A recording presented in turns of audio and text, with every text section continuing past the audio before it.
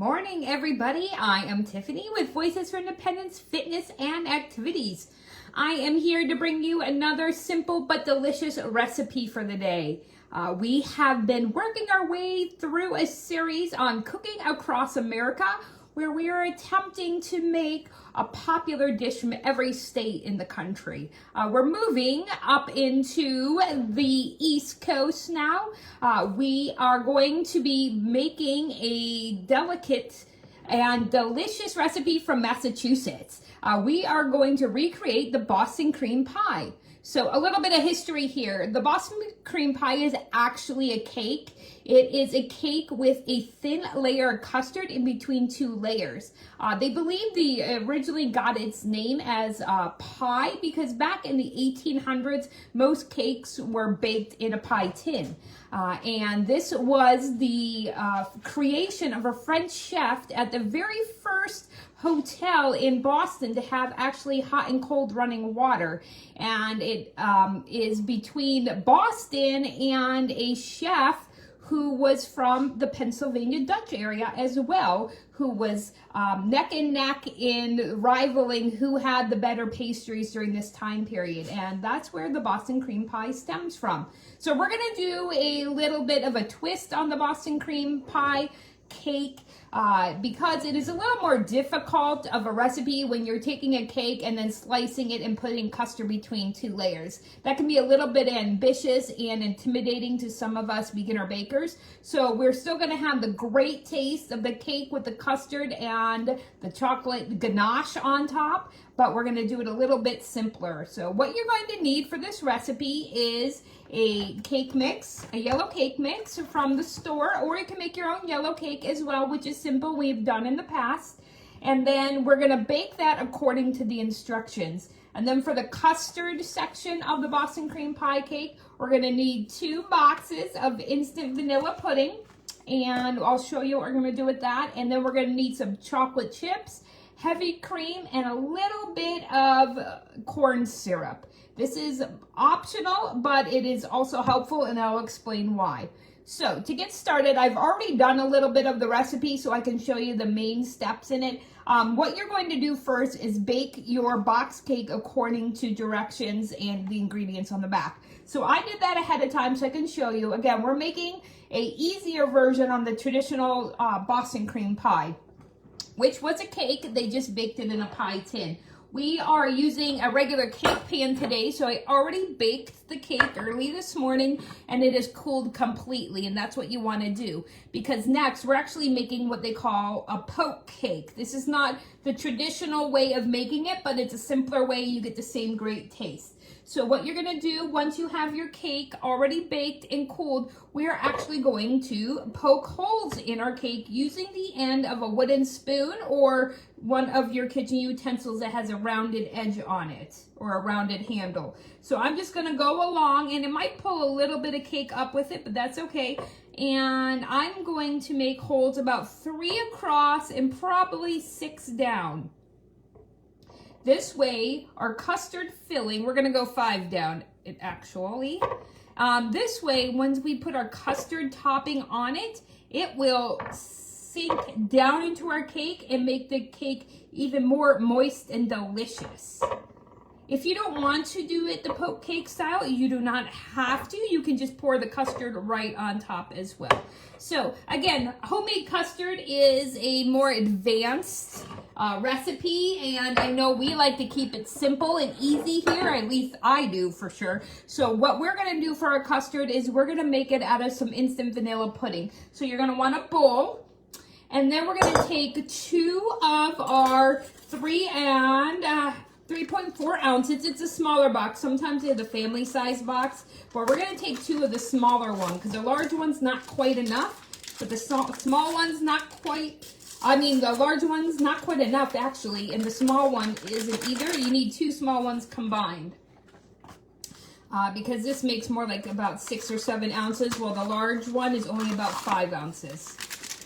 So we're going to pour our instant vanilla pudding right in our bowl. Make sure you buy the instant and not the cook and serve, or else your custard will not turn out properly.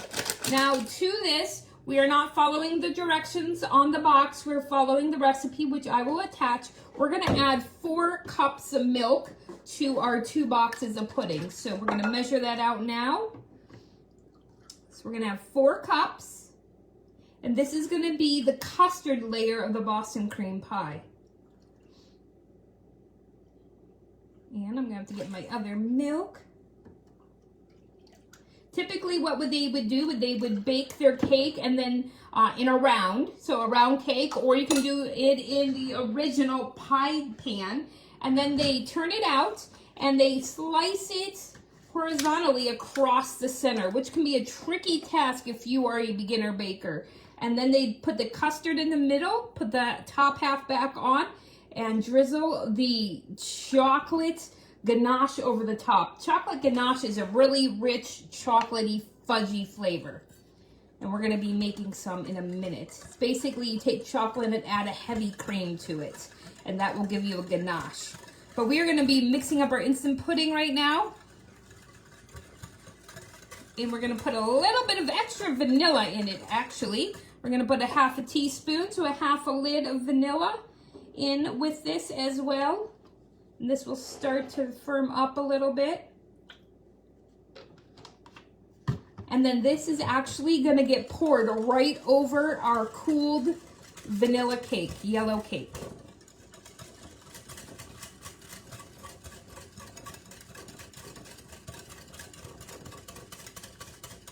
And you don't want this to thicken up too much before we pour it, okay? So you want it kind of thin, which it is. And now we're gonna pour it evenly over our poke cake, because we want it to go down in the holes. Now again, if you don't want the poke style cake, bake your cake and then let your pudding firm up a little bit, and then you'll spread it over the top. But because we're doing an alternative on the traditional, we made a poke cake style. So we do want our pudding to remain a little bit thin. So we're gonna pour it now because I feel it thickening. And we're gonna go evenly over that cake. Let me bring the cake over a little bit more so you can get a better vantage point. This is one of my favorite flavors.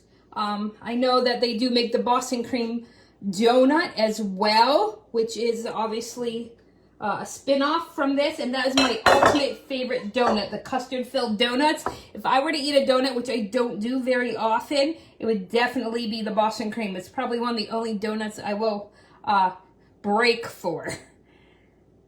All right, so once that is done, we are gonna go ahead and make our chocolate ganache. Typically, we're gonna wanna put this back in the fridge and let it chill and set up a little longer. So you wanna put your custard back in the fridge for about an hour before we put the chocolate ganache on top. But I'm gonna go ahead and show you how to make that chocolate ganache. So we are gonna take about 8 ounces plus a little, about 1 1/3 cup of chocolate chips. And then we're going to take 1 cup of heavy cream, and we are going to bring it to a low simmer on the stovetop, or you can use your microwave to heat it up, which I did. And we're going to pour the hot cream over the chocolate chips. And it's an easy way to melt them and make the beautiful ganache. So I'm going to pour my heavy cream right over my chocolate chips. And then I am going to add just, I believe, a tablespoon. Let me double check my instructions here. We are gonna, yes, 1 tablespoon of the light corn syrup. Now, if you don't want to put corn syrup in your recipe, that's fine. You can use 1 tablespoon of melted butter as well. And because what this does is the corn syrup or the butter gives that nice glossy look once the chocolate is spread over and cooled. So you'll have that beautiful, glossy, shiny chocolate coating on top of your Boston cream pie. That is what the corn syrup does. You can also get the same effect with butter, or what I usually use in my baking, I usually use some coconut oil. All of those things, because they're in oil, will have the same effect. I am going to find my spatula here. Get that corn syrup out. Make sure that gets into our recipe. And then we're gonna start to mix our chocolate chips and our warm cream until the chocolate chips melt. And then what you'll do after you've chilled your Boston cream pie cake a little bit longer in the refrigerator so that custard sets up, you would pour your chocolate ganache over top of it. And once again, keep it in the refrigerator. So we have now just recreated the infamous Boston cream pie, which now we know was never a pie, was really a cake that they just baked in the pie tin from Boston as we are cooking across America. I'm going to go ahead and finish melting my chocolate ganache here and get my Boston cream pie back in the refrigerator to chill. And I hope you guys enjoy the rest of your morning as we're cooking across America. I'll be back later with another recipe. Have a great day.